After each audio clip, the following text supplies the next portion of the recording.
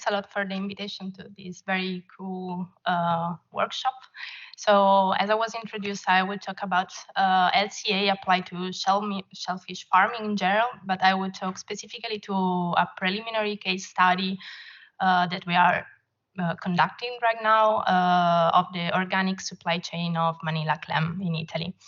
I'm Arianna Martini, and I work for, well, I'm a research fellow at the Council for Agricultural Research and Economics at the Research Center of Animal Production and Aquaculture.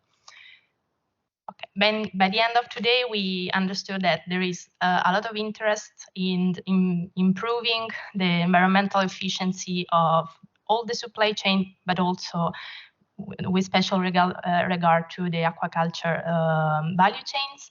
And this is evident both at international and national levels. We have, in fact, many policies and guidelines or strategic plans that aim at make food system more sustainable to deliver food security and nutrition for all.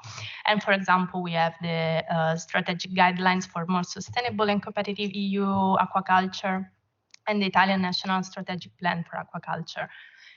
So the goal of these strategies is indeed also to boost the transition towards those food systems that have already zero or positive impacts, and that can also provide multiple ecosystem services. But before putting in force this transition, we have to understand and quantify what are the positive and negative environmental impacts of these food supply chains. Shellfish aquaculture, we know that have well-established ecosystem services. These can be divided in supporting, provisioning, regulating, or cultural services. And for example, we can see some of these listed in this slide, like shellfish aquaculture can restore the seabeds and increase the biodiversity of the farming areas at all trophic levels. They can play a role in the storage and cycle of fundamental nutrients. And indeed, they provide high-quality animal proteins rich in omega-3 fatty acids.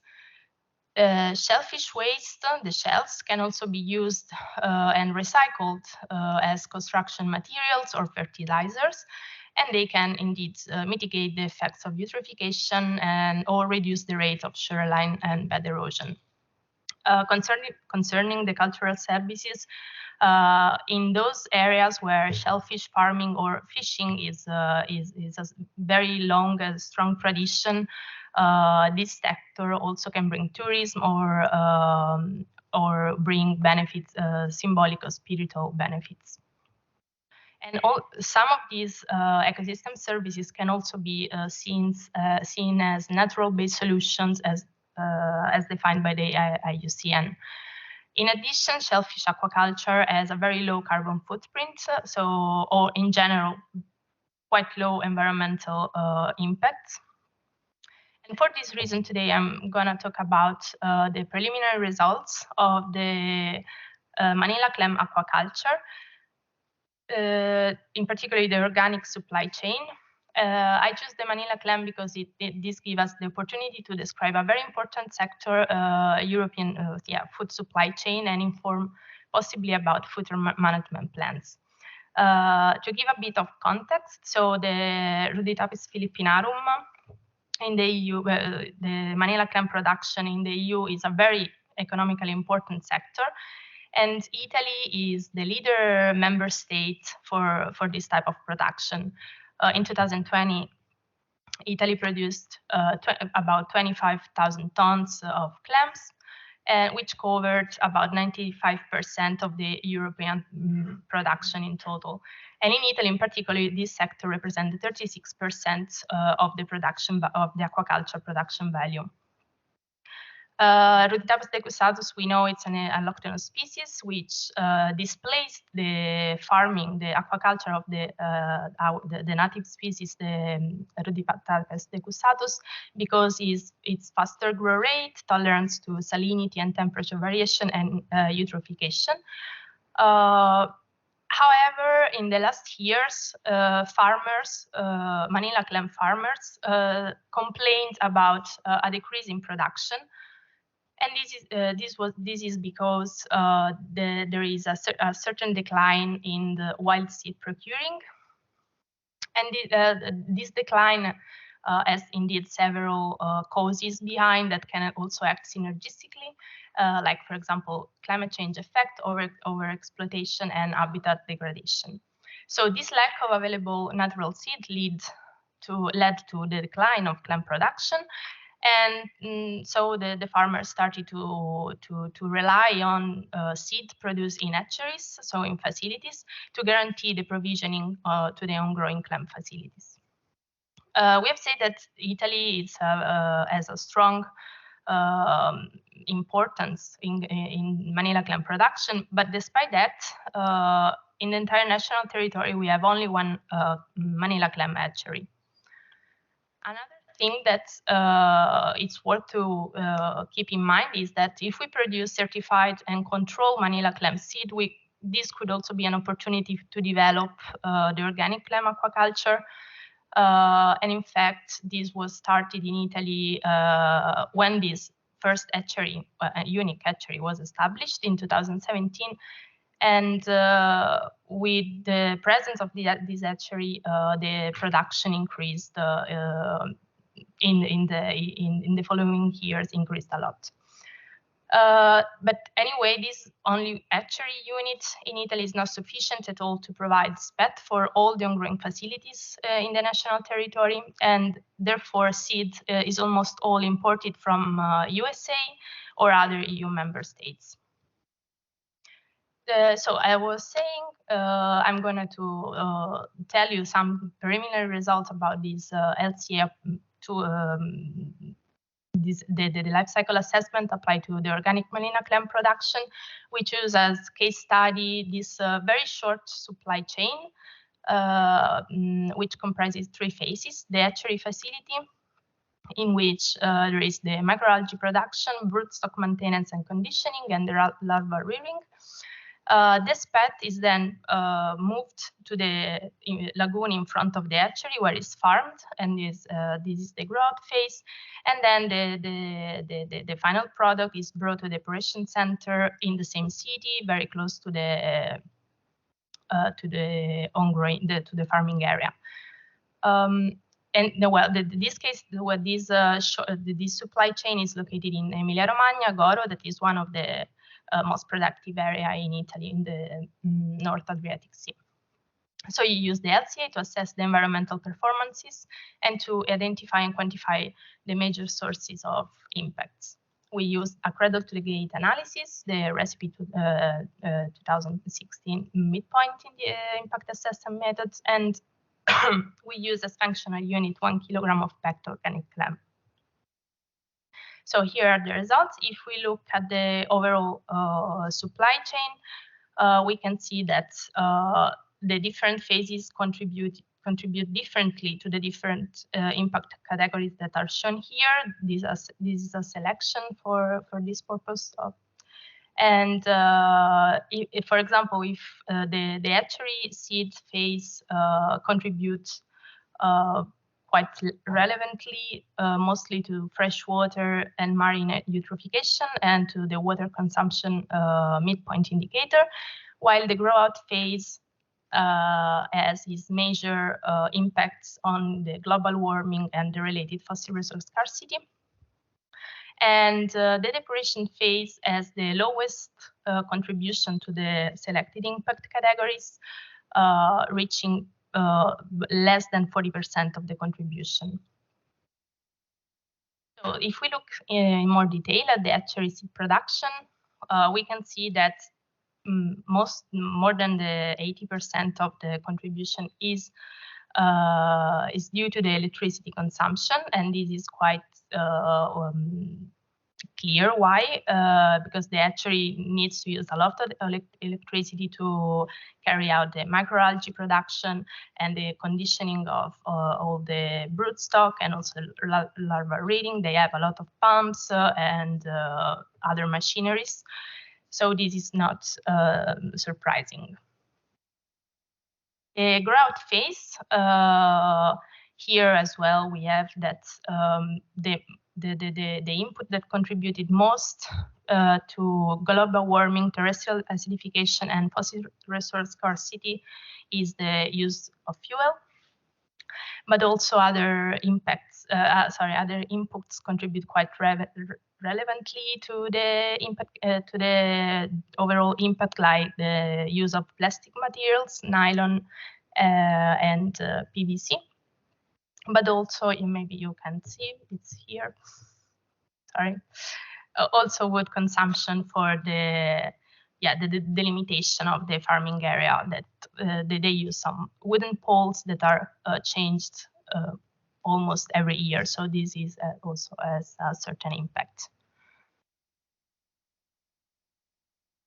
Okay, sorry, it's not going. Okay. Finally, we are looking at the depuration phase. So one would think that also in this case, the electricity consumption would have a relevant impact. Instead, we can see that the use of PET for the packaging, it's quite relevant, and electricity impact less, but because this depuration center has a huge photovoltaic plant, so the depuration center can produce itself the electricity that they need, and they need just very little national electricity from the grid to work. So to summarize the main results, if we consider an organic supply chain that is carried out entirely in a restricted area, as in Goro, we have rather modest environmental impacts, and the three production phases contribute differently to the midpoint impact category selected. The hatchery facility contributes for more than 40% to terrestrial acidification, freshwater and marine eutrophication, and water consumption. And the main contributor in general is to the impacts is the electricity consumption. For the growth phase, the more than 40% of the contribution is for the global warming and fossil resource scarcity, of course, because of the fuel consumption, but also other contributors are nylon and wood. And for the depuration phase, given that they can self-produce electricity, the overall they don't have this phase has less environmental impacts compared to the others, and the major contribution is the use of plastic materials.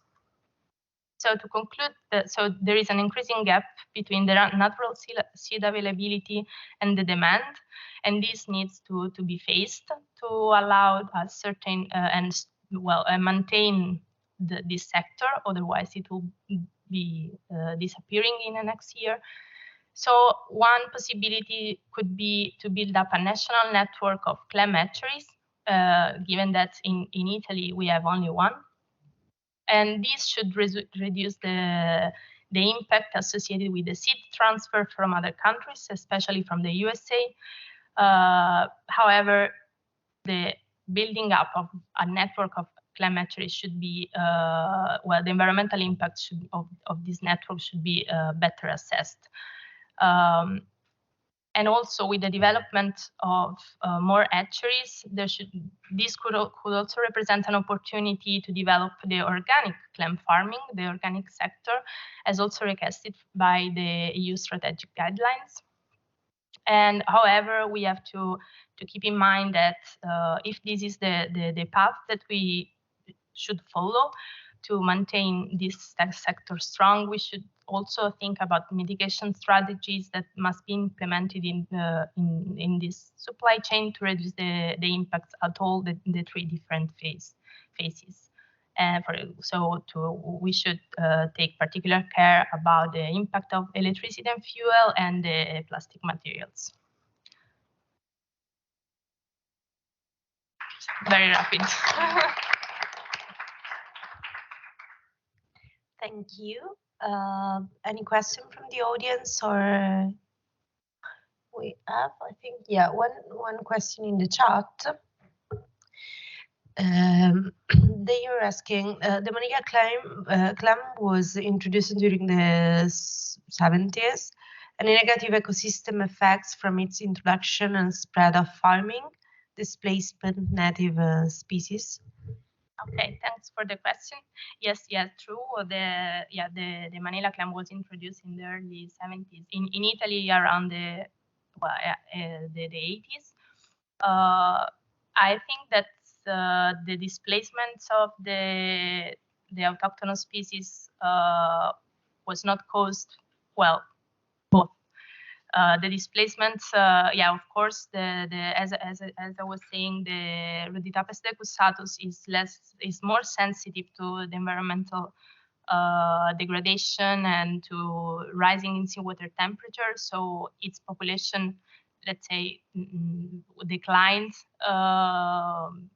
But I'm not sure that the contribution of the spreads of Manila clam had for sure it had an impact also on Rhoditapes decusatus population, but mostly it declined for other reasons. You also added methane release from farming of Manila clams. What's known? Methane release. Well, the methane that can be released, it's mainly, I guess, from fuel combustion. There shouldn't be other sources of methane most coming from fossil sources. Many thanks for the presentation. Thanks a lot.